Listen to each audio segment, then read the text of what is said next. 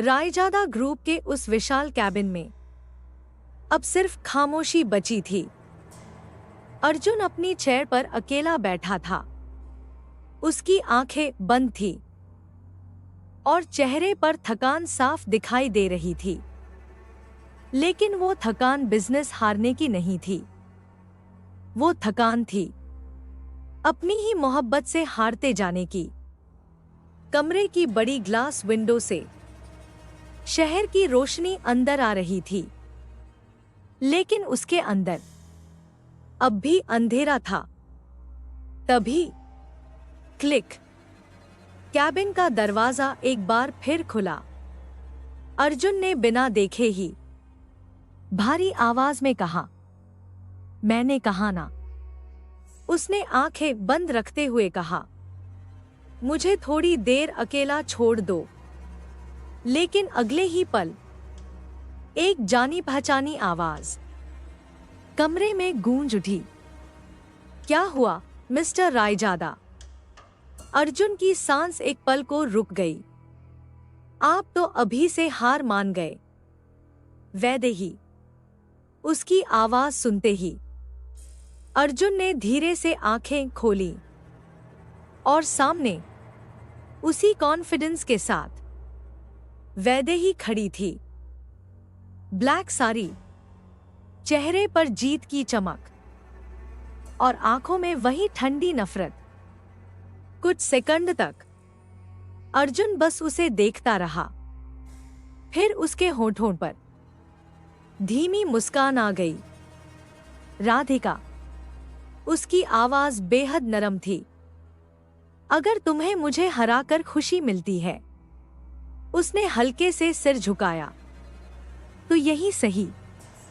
वैदेही की आंखों में इरिटेशन चमक उठी, लेकिन अर्जुन रुका नहीं। वैसे भी उसने धीमे से हंसते हुए कहा, तुमसे हारने का अपना अलग ही मजा है। वैदेही तुरंत बोली, मैं राधिका नहीं हूं। उसकी आवाज बर्फ जैसी ठंडी थी। मैं वैदेही हूं। वो धीरे धीरे उसके करीब आई और इसी वैदेही ने उसने सीईओ चेयर की तरफ देखते हुए कहा, तुम्हें यहां तक पहुंचाया है। उसकी आंखों में जीत चमक रही थी। अब उम्मीद करती हूं, वो हल्का सा झुकी, कि तुम इस कुर्सी का मोह भी छोड़ दोगे। उसने चेयर पर हाथ फेरा, क्योंकि अब इस पर तुम्हारा नहीं। उसकी मुस्कान और गहरी हो गई। मेरा हक है। कुछ पल की खामोशी। फिर अर्जुन हल्का सा मुस्कुराया, इतनी थकी हुई मुस्कान कि उसे देखकर वैदेही के दिल में अजीब सी चुभन हुई। उसने धीरे से कहा, मोह तो हमें। उसकी आंखें सीधे वैदेही की आंखों में उतर गईं। आपकी मोहब्बत का है। वैदेही की उंगलियां हल्की कस गईं। अर्जुन की आवाज और धीमी हो गई। इस मोहब्बत के लिए। उसने हल्की हंसी के साथ कहा, हम जन्नत भी छोड़ दें। उसकी नजर सीईओ चेयर पर गई। ये तो सिर्फ कुर्सी है। उस पल पहली बार वैदेही के चेहरे की मुस्कान हल्की पड़ गई, क्योंकि वो यहां अर्जुन को टूटता हुआ देखने आई थी। उसे लगा था वो गुस्सा करेगा, चिल्लाएगा, उसे धमकी देगा, अपनी पावर से उसे दबाने की कोशिश करेगा। लेकिन अर्जुन तो हर बार की तरह अपना दिल उसके कदमों में रख रहा था। वैदेही ने जल्दी से खुद को संभाला। आप, वो हल्की हंसी के साथ बोली, बिजनेसमैन कम। उसकी आंखों में ताना था और शायर ज्यादा बनते जा रहे हैं। फिर उसकी आवाज अचानक ठंडी हो गई। अच्छा है, क्योंकि बहुत जल्द वो उसके करीब झुक गई। मैं तुम्हें बिजनेस की दुनिया से पूरी तरह खत्म कर दूंगी। अर्जुन। कमरे में कुछ सेकंड सन्नाटा रहा। फिर अर्जुन धीरे से उठा। उसकी आंखों में ना डर था, ना हार, बस पागलपन भरा प्यार। वो वैदेही के बेहद करीब आकर रुका, इतना करीब कि उसकी सांसें वैदेही के चेहरे को छूने लगी। फिर उसने धीमे स्वर में कहा, तेरे कदमों में है ये दिल। उसकी आवाज गहरी थी। चाहे तू अपना ले। उसने उसकी आंखों में देखते हुए कहा, या ठोकर मार दे। वैदेही की सांसें एक पल को रुक गई, लेकिन अगले ही पल अर्जुन उसके पास से निकल गया। कैबिन का दरवाजा खुला और वो बाहर चला गया। वैदेही वहीं खड़ी रह गई। उसकी मुट्ठियां बंध चुकी थी, क्योंकि जिस आदमी को वो बर्बाद करना चाहती थी, वो हर हार के बाद और गहराई से उससे प्यार करने लगता था। शाम का धुंधलका धीरे धीरे आसमान पर उतर रहा था और उसी के साथ अनाया के दिल पर भी बेचैनी का अंधेरा गहराता जा रहा था। अद्विक ने जो समय दिया था वो खत्म होने वाला था, लेकिन अनाया अब भी फैसला नहीं कर पा रही थी। वो अनाथ आश्रम के गार्डन में अकेली बैठी थी, चेहरे पर थकान, आंखों में डर और दिल में तूफान। उसने दोनों हाथों से अपना सिर पकड़ लिया। मैं क्या करूं? उसकी आवाज टूट गई। कुछ समझ नहीं आ रहा। उसके आसपास छोटे छोटे बच्चे खेल रहे थे। किसी की हंसी, किसी की मासूम बातें। लेकिन तभी एक छोटे बच्चे के रोने की आवाज गूंज उठी। अनाया तुरंत उठकर उसकी तरफ गई। उसने देखा, कुछ बच्चे एक छोटे से बच्चे को घेरकर खड़े थे और उसे चुप कराने की कोशिश कर रहे थे। एक छोटी सी बच्ची उसके आंसू पोंछते हुए बोली, चुप हो जाओ। उसकी मासूम आवाज कांप रही थी। वैसे भी अब हम सब अलग हो जाएंगे। अनाया का दिल जैसे रुक गया। बच्ची ने फिर कहा, फिर ना जाने तुम्हें कौन चुप कराएगा, इसलिए अब रोना बंद कर दो। उसकी बात सुनकर वो छोटा बच्चा सच में रोना बंद कर देता है और ये देखकर अनाया की आंखों में आंसू भर आते हैं। उसका दिल कसकर टूटने लगता है। वो जल्दी से उस छोटे बच्चे को अपनी गोद में उठा लेती है। नहीं, उसकी आवाज कांप रही थी, तुम लोग अलग नहीं होगे। उसने बच्चों को अपने पास खींच लिया। मैं तुम सबको अलग नहीं होने दूंगी। तभी चिंकी धीरे से बोली, लेकिन दीदी। उसकी आंखें डरी हुई थी। कल आंटी कह रही थी कि हमें कहीं और भेज दिया जाएगा। उसने छोटे बच्चे की तरफ देखा। फिर छोटा बाबू अकेला हो जाएगा। अनाया की आंखों से आंसू बह निकले। उसे पहली बार एहसास हो रहा था घर छिन जाने का दर्द कैसा होता है। उसने बच्चों को कसकर गले लगाया। ऐसा कुछ नहीं होगा। उसकी आवाज अब मजबूत थी।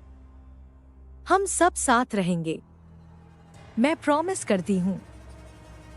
लेकिन अंदर ही अंदर वो जानती थी कि इस प्रॉमिस की कीमत उसे अपनी पूरी जिंदगी देकर चुकानी पड़ सकती है।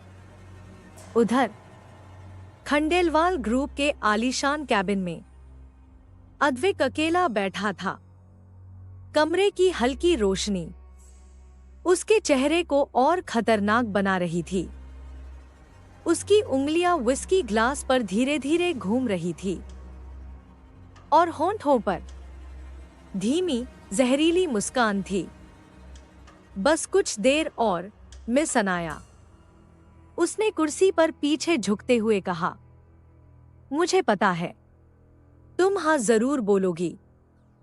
उसकी आंखों में ठंडी आग उतर आई, क्योंकि तुम्हारे पास कोई दूसरा रास्ता नहीं है।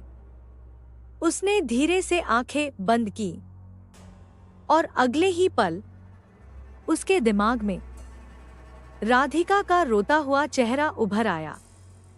वो रात जब राधिका ने कांपती आवाज में उसे बताया था कैसे उसे बदनाम करने की साजिश रची गई थी, कैसे अनाया ने झूठ बोला था और कैसे उस घर की दहलीज से उसे बेइज्जत करके निकाल दिया गया था। अद्विक की मुट्ठियां कस गई। उसे आज भी याद था राधिका की आंखों में वो टूटन, वो दर्द, वो सवाल, मैंने आखिर किया क्या था।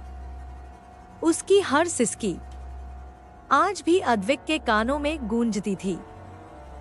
उसने दांत भींच लिए। तुम्हारे घमंड ने, उसकी आवाज भारी हो गई, मेरी बहन की जिंदगी बर्बाद कर दी, अनाया। उसकी आंखों में अब नफरत साफ दिख रही थी। और अब उसने धीमे से मुस्कुराते हुए कहा, हर दर्द का हिसाब होगा। उसकी उंगलियां टेबल पर कस गईं। जितने आंसू राधिका ने बहाए थे, उन हर आंसू का बदला। उसकी आवाज बेहद खतरनाक हो गई। उसका भाई तुमसे लेगा।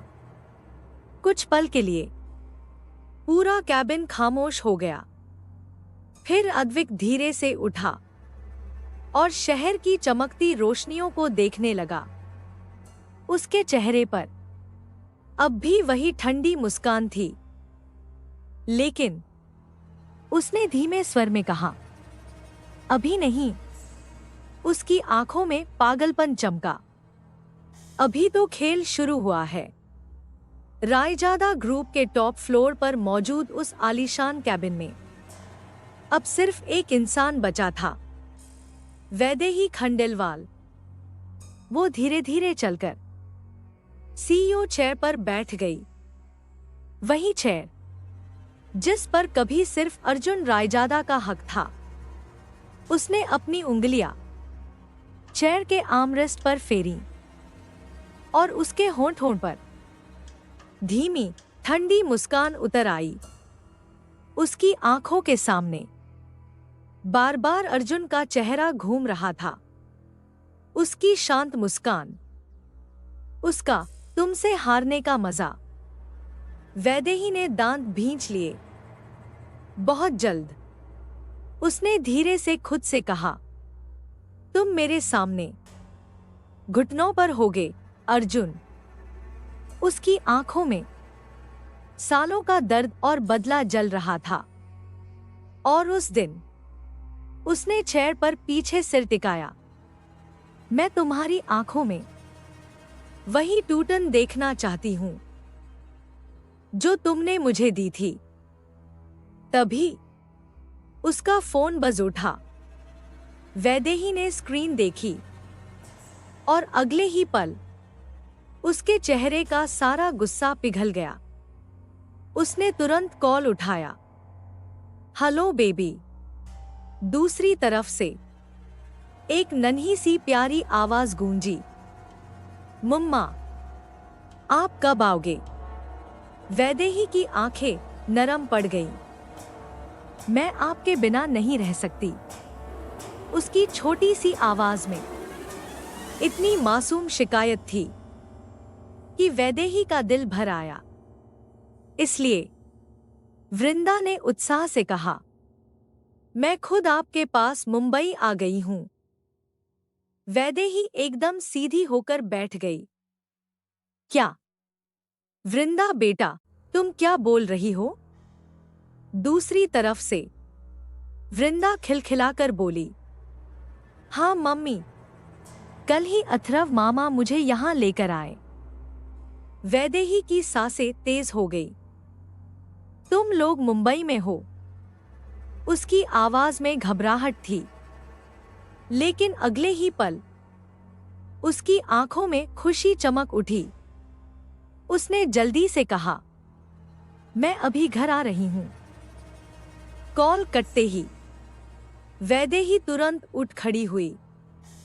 कुछ देर पहले तक जो लड़की बदले की आग में जल रही थी, अब वही लड़की एक मां बन चुकी थी। उसने जल्दी से अपना बैग उठाया और कैबिन से बाहर निकल गई। उधर उसके अपार्टमेंट में अथर्व फ्लोर पर बैठा छोटी वृंदा के साथ खेल रहा था। पूरे घर में वृंदा की खिलखिलाहट गूंज रही थी। तभी दरवाजा खुला। वैदेही तेज कदमों से अंदर आई। जैसे ही वृंदा की नजर उस पर पड़ी, उसकी आंखें चमक उठीं। मम्मी! वो तुरंत भागते हुए वैदेही की तरफ दौड़ी और अगले ही पल सीधे उससे लिपट गई। मैंने आपको बहुत मिस किया। उसकी छोटी सी आवाज वैदेही के दिल में उतर गई। लेकिन वृंदा ने मासूमियत से मुंह फुलाया। शायद आपको मेरी याद नहीं आई। वैदेही की आंखें भर आईं। उसने तुरंत घुटनों पर बैठकर वृंदा का चेहरा अपने हाथों में लिया। ऐसा मत बोलो बेबी। उसकी आवाज कांप गई। मम्मा ने आपको बहुत याद किया। उसने वृंदा को कसकर अपने सीने से लगा लिया, जैसे वो उसे पूरी दुनिया से छुपा लेना चाहती हो। वृंदा उसकी गर्दन से लिपट गई और उस पल सालों बाद वैदेही के चेहरे पर एक सच्ची मुस्कान आई। अथर्व दूर खड़ा दोनों को देख रहा था। उसकी आंखों में हल्की नमी उतर आई, क्योंकि वो जानता था दुनिया चाहे वैदेही को एक खतरनाक औरत समझे, लेकिन अपनी बेटी के लिए वो आज भी वही पुरानी राधिका थी, जिसका दिल अब भी प्यार करना जानता था। अगर कहानी अच्छी लगी हो तो स्टार रेटिंग देना मत भूलिएगा।